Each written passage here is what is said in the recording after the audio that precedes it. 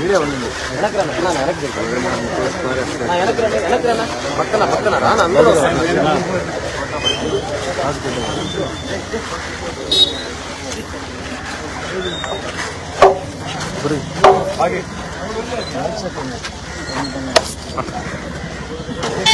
గన్మండి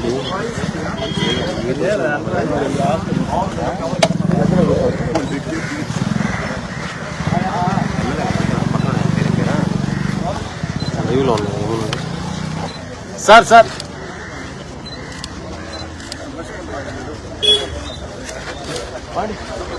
అన్న పిలువనా ఒకసారి పిలువు పక్కన ఒకసారి పిలువు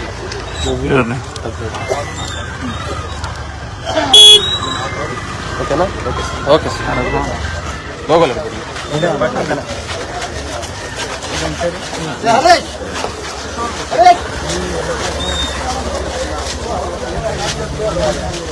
స్టాండ్ ఎవరు వేసింది స్టాండ్ది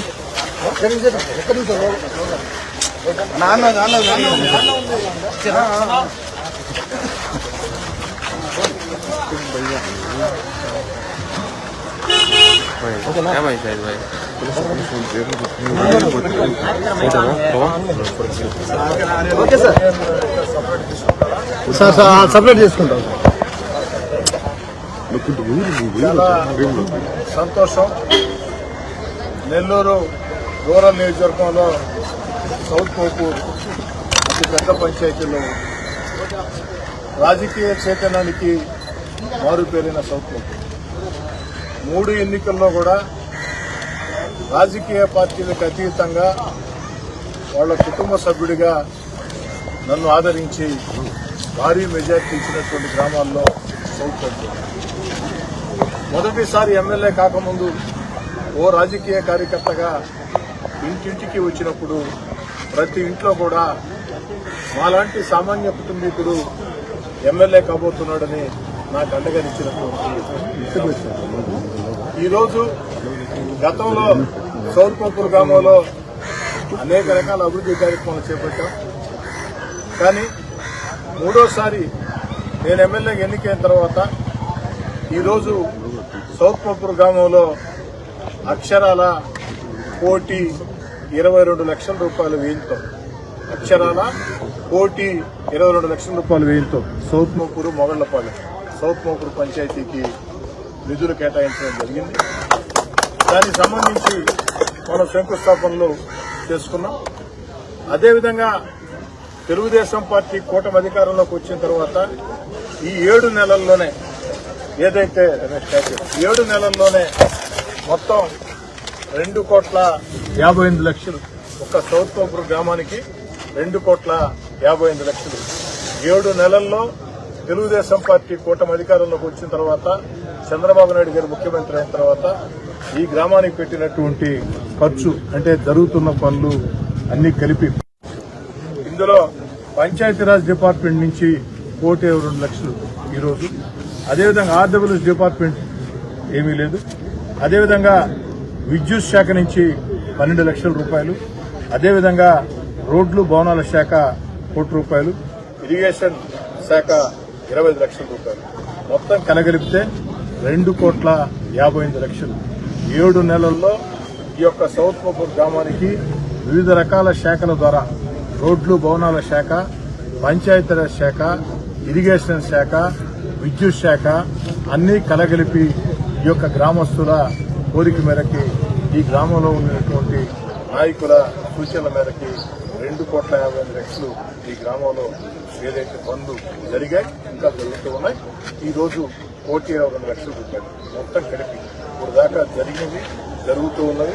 ఈ రోజు నేను జరగాల్సినవి అన్ని కలగలిపి 2,58,00,000 రూపాయలు ఈ ఒక్కరోజే అందులో 1,22,00,000 రూపాయలతో మన శంకుస్థాపనలు చేసుకోవడం జరిగిందని చెప్పి తెలియజేస్తున్నాను. భవిష్యత్తులో కూడా సౌత్ మోపూర్ గ్రామానికి సంబంధించి ఇంకా అనేక రకాల సమస్యలు దృష్టికి వచ్చాయి. వాటిని కూడా ఏదైతే జిల్లా పరిషత్ స్కూల్ గోడ దగ్గర నుంచి కల్జుల మెట్టలో ఉన్నటువంటి సమస్యల దగ్గర నుంచి ప్రతి సమస్యను కూడా ఒక బాధ్యతగా తీసుకుంటాము. రూరల్ నియోజకవర్గంలో నేను ఆశించేది ఉంటే ఎన్నికల వేళ మాత్రమే పార్టీ జెండా అజెండాలు ఎన్నికల్లో ఎవరికి నచ్చిన పార్టీకి వారు ఓటు వేసుకోవచ్చు. ఎవరికి నచ్చిన వ్యక్తికి ఎవరు అందుబాటులో వ్యక్తి అనుకుంటే ఎవరికి నచ్చితే వారికే ఓటు వేసుకోవచ్చు. కానీ ఎన్నికలు పూర్తయిన తర్వాత ఎక్కడా కూడా పార్టీ భేదాలు లేకుండా, రాగద్వేషాలు లేకుండా, కక్ష సాధింపులు లేకుండా ప్రజలందరూ కూడా అభివృద్ధి కార్యక్రమాల్లో నిమగ్నం కావాలా. అందుకు పార్టీలకు అతీతంగా ముందుకు సాగాల. మరీ ముఖ్యంగా పల్లె ప్రాంతాల్లో ఎక్కడా కూడా తగాదాలు ఉండకూడదు. ఎక్కడా కూడా పోలీస్ కేసు వేధింపులు ఉండకూడదు. గత 10.5 సంవత్సరంగా నేను శాసనసభ్యుడికి ఎన్నికైన తర్వాత ఈ ప్రాంతంలో ఏ గ్రామంలో కూడా ఫ్యాక్షన్ కొట్లాటలు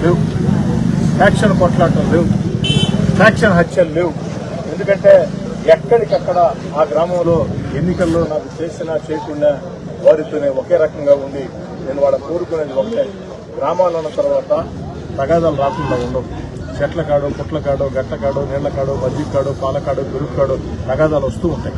కానీ ఆ తగాదాలు వచ్చినప్పుడు ఆ గ్రామంలోనే పెద్ద మనుషులు కూర్చొని పరిష్కారం చేయండి, పెంచి పోషించు అక్కడిని. ఎందుకంటే తగాదాలు పెంచి పోషిస్తే అది ప్రారంభించడం మాత్రమే మన చేతిలో ఉంటుంది. తగాదాలు ప్రారంభించడం మన చేతిలో ఉంటుంది, దాని ఆపుదల మన చేతిలో ఉండదు. అది ఎక్కడ దాకా దారి తీస్తుందో కూడా తెలియదు. రేపటి రోజున మన కుటుంబాలు ఛిద్రం అవుతాయి.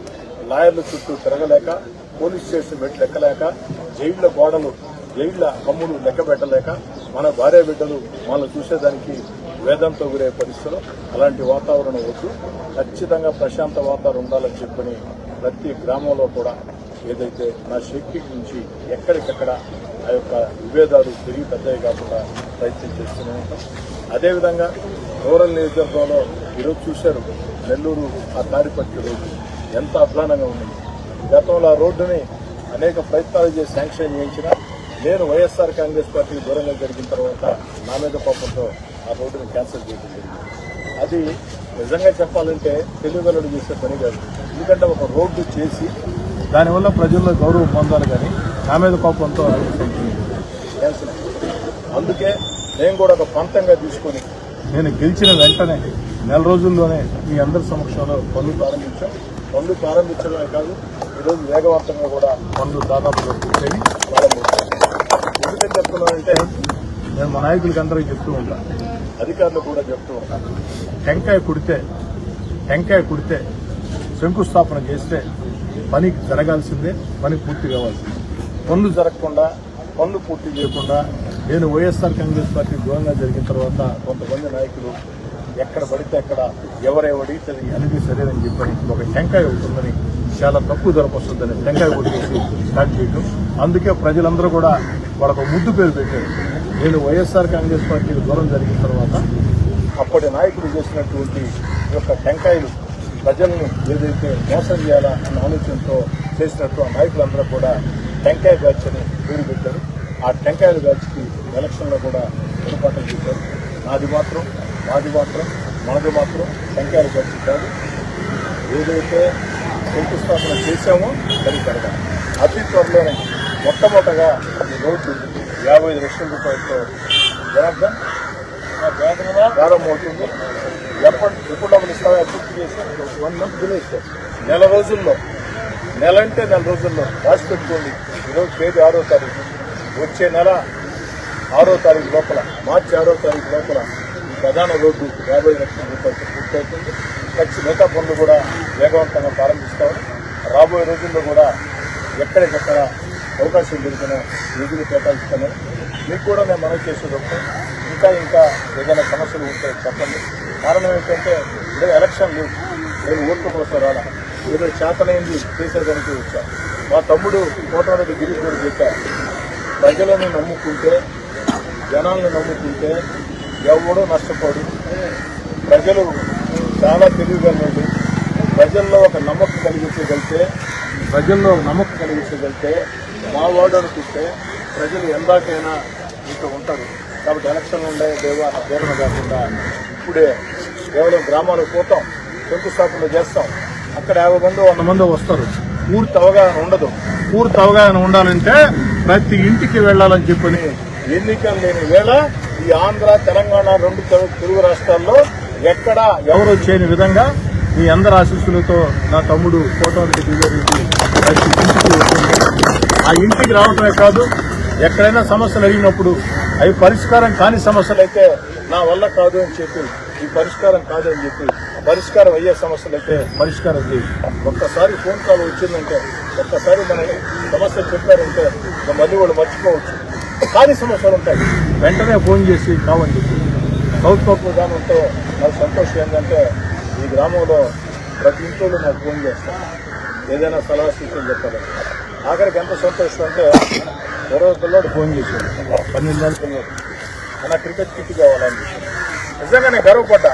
12 సంవత్సరాల పిల్లోడు కూడా నేరుగా నాకు ఫోన్ చేశాడంటే, ఆ పిల్లవాడి గుండెల్లో కూడా నేనుండా, ఆ నమ్మకం నేను సంపాదించుకున్నా. అదే నమ్మకాన్ని నెల్లూరు రూరల్ నియోజకవర్గంలో నువ్వు సంపాదించుకోవాలని చెప్పని కోటమిరెడ్డి దివ్యారెడ్డి చెప్పడం జరిగింది. మీ అందరి ఆశీస్సులతో నన్ను మించి, నాకు మించి మీ అందరి మనసులు పెంచుకుంటాడని చెప్పి నేను కోరుకుంటూ